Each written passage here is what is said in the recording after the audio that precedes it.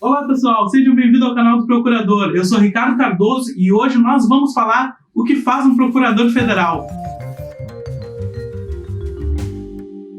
O procurador federal, ele é uma das carreiras da Advocacia Geral da União. É importante que nós não confundamos com o Procurador da República. O Procurador da República é lá do Ministério Público Federal. É outra coisa e nós vamos conversar depois sobre isso.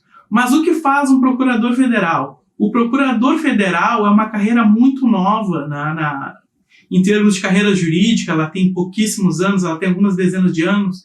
Em comparação a outras carreiras jurídicas que têm centenas de anos, ela é uma carreira muito nova, mas ela sempre existiu. O que faz um procurador federal? Ele faz a defesa das autarquias e fundações federais. E o que são autarquias e fundações? São entes que a administração ela cria para fazer uma política pública. Então ela cria uma pessoa jurídica, como se fosse uma empresa, entre aspas, uma empresa, e delega a ela o quê? A execução da política de previdência. Exemplo, o INSS. Ela vai lá e delega a administração das políticas públicas a respeito de índio, FUNAI. E assim por diante. Nós temos o ICMBio, nós temos o IBAMA, nós temos o DENIT, nós temos várias autarquias que fazem as políticas públicas da União. O que o procurador federal faz? O procurador federal, ele faz tanto a defesa judicial, ou seja, nos processos dessas autarquias e fundações, como ele faz a consultoria e o assessoramento dos presidentes desses órgãos. Então, o que acontece? Se a gente fosse numa linha lógica, assim, primeiro, o presidente daquele órgão, ele quer editar uma portaria, ou ele quer uma instrução normativa, ele consulta o procurador a respeito da política pública, qual é a melhor formatação. Claro que o procurador, ele não tem como intervir na política pública em si, ele faz a formatação jurídica daquela política pública. Por exemplo, uma política pública a respeito de cotas na universidade, como ocorreu e foi um parecer de um procurador federal. Um determinado reitor queria executar uma política pública de cotas raciais. Como é que faz qual é a formatação jurídica disso? Como a gente faz para ter o menor número de litígio possível? Então o procurador, ele vem e desenha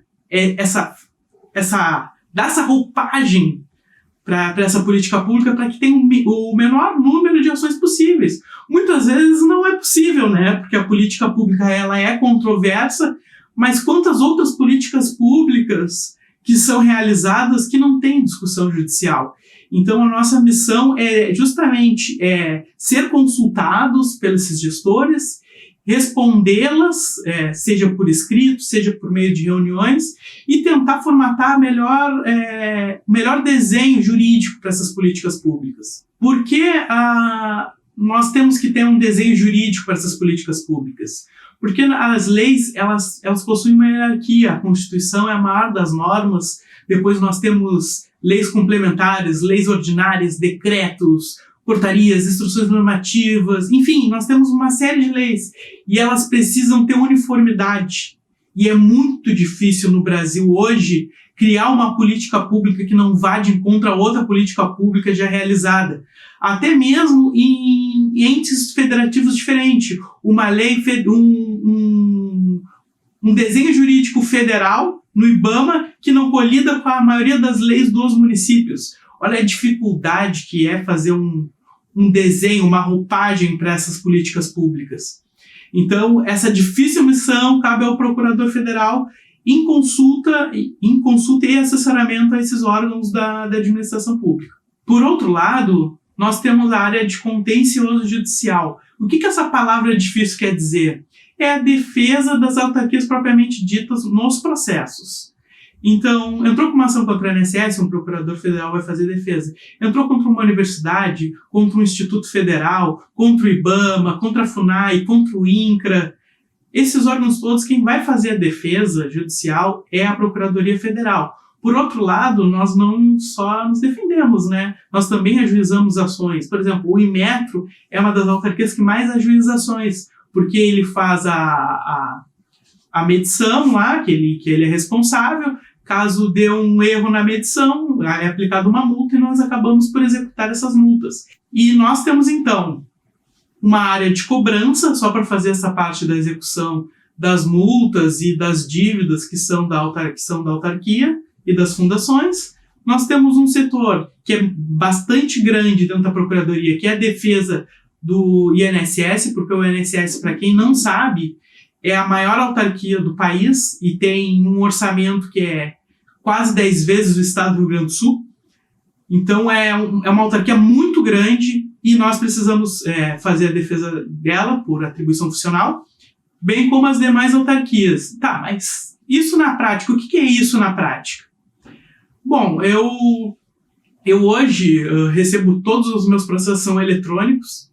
Então, por exemplo, a gente tem uma liberdade muito grande de ir ou não ir na Procuradoria, porque, como vocês podem ver, eu tenho meus monitores aqui e eu preciso só dele, uma boa internet e uma cabeça descansada para poder trabalhar. Então, eu tenho meus processos aqui eletrônicos, eu faço, eu minuto, eu mando, eu recorro, eu impugno, eu faço tudo de casa, eu consigo fazer tudo de casa. Mas nem por isso eu deixo de ir na Procuradoria, mas existe essa possibilidade. A carreira de procurador federal, ela é dividida em 3 classes, que é a segunda categoria, primeira categoria e categoria especial. Como faz para subir ter essas promoções dentro do concurso, dentro da carreira de procurador federal? Pode ser por antiguidade ou por merecimento. Por antiguidade, o nome explica, né? E por merecimento é fazer mestrado, doutorado, curso, para participar de processo administrativo disciplinar contra os colegas, enfim. São várias formas pelas quais você consegue pontuar para ter merecimento e ascender a uma nova categoria, que é, como eu falei, segunda, primeira categoria e categoria especial. Os salários vão estar descrito aqui na tela e nós pretendemos falar a respeito da remuneração de todas as carreiras, até porque está previsto em lei, é público e não tem por que não falar. Quando a gente passa no concurso de procurador, normalmente as vagas são para o norte. Quase todos os concursos federais hoje em dia, você vai passar e vai para o norte. É muito difícil começar no sudeste ou no sul. É bem, bem difícil. Nordeste também é bem complicado de conseguir vaga. Mas assim, passou para procurador federal, passou para delegado, passou para policial federal, Amazônia, Amapá, vocês vão... Se os senhores não conhecerem, pelo menos os colegas, muitos dos seus colegas vão conhecer. Então, tem isso. Hoje em dia, concurso não tem fronteira. Se tu pensas em fazer um concurso, só quero se for para minha cidade, fica bem difícil, porque hoje em dia é cada vez mais difícil conseguir passar num concurso e ficar na sua própria cidade. Então, tenham isso em mente na hora de procurar um concurso público. No meu caso, foi o seguinte, eu consegui uma boa colocação no concurso, né? E eu acabei ficando na penúltima vaga que tinha no Rio Grande do Sul. Então, eu dei uma sorte tremenda, eu comecei em Santo Ângelo, no Rio Grande do Sul, uma pequena cidade, uma cidade muito bacana, eu gosto muito das pessoas que estão lá. Depois consegui me remover para Bagé, que é uma cidade também no interior do Rio Grande do Sul. A primeira cidade que eu falei tem 60, 70 mil habitantes, a segunda tem 80, 90 mil habitantes, e hoje eu já consegui chegar na minha cidade, o que também não está tão fácil hoje em dia, conseguir voltar para a sua cidade não está tão fácil, mas hoje eu estou em Rio Grande, que é a minha cidade natal, e pretendo ficar por aqui por um bom tempo. Como é o concurso de procurador federal? O concurso de procurador federal, ele é dividido em 2 etapas. A primeira etapa, prova objetiva 200 questões.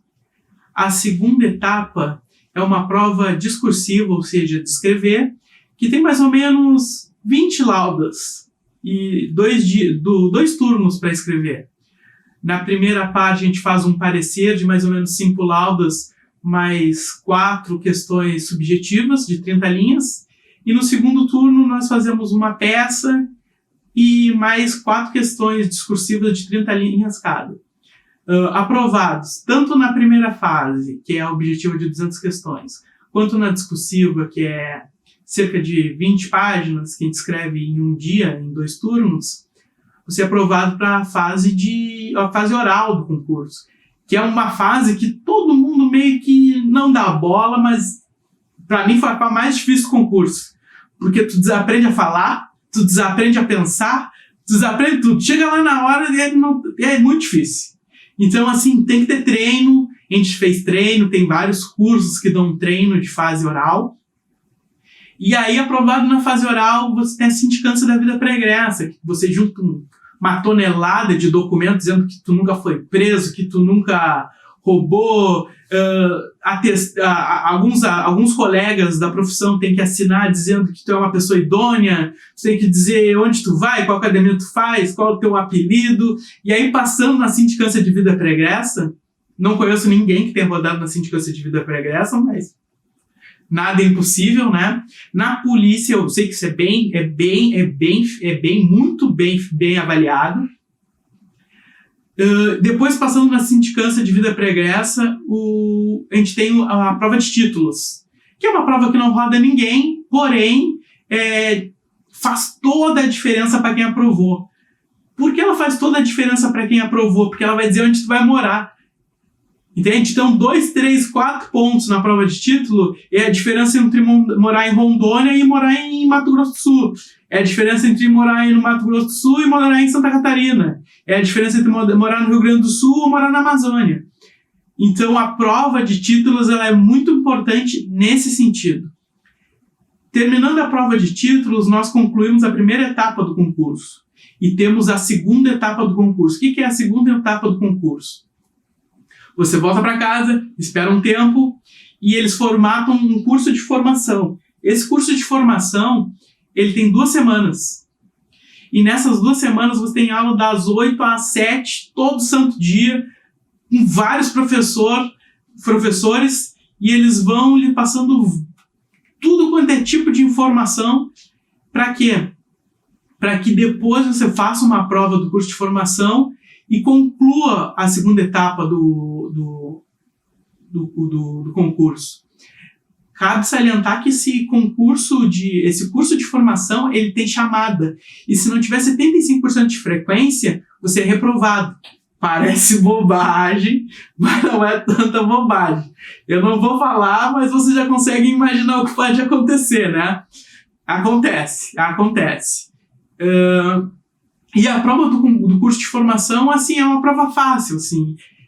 Ninguém rodou, que eu saiba, ninguém rodou, acho que é muito difícil de rodar, mas tem todas essas etapas para serem enfrentadas. Por exemplo, não vai, por algum motivo qualquer, que não vai na prova do curso de formação, está reprovado, acabou. Enfim, passadas todas essa fase, você vai ser chamado, muito provavelmente, se quiserem ir para Brasília, tomar posse no seu cargo de procurador federal e provavelmente vai ser muito feliz com a sua escolha. Então, se tem mais algumas dúvidas, querem mais informações, deixem nos comentários que a gente vai tentar responder o mais breve possível. Um abraço, até breve.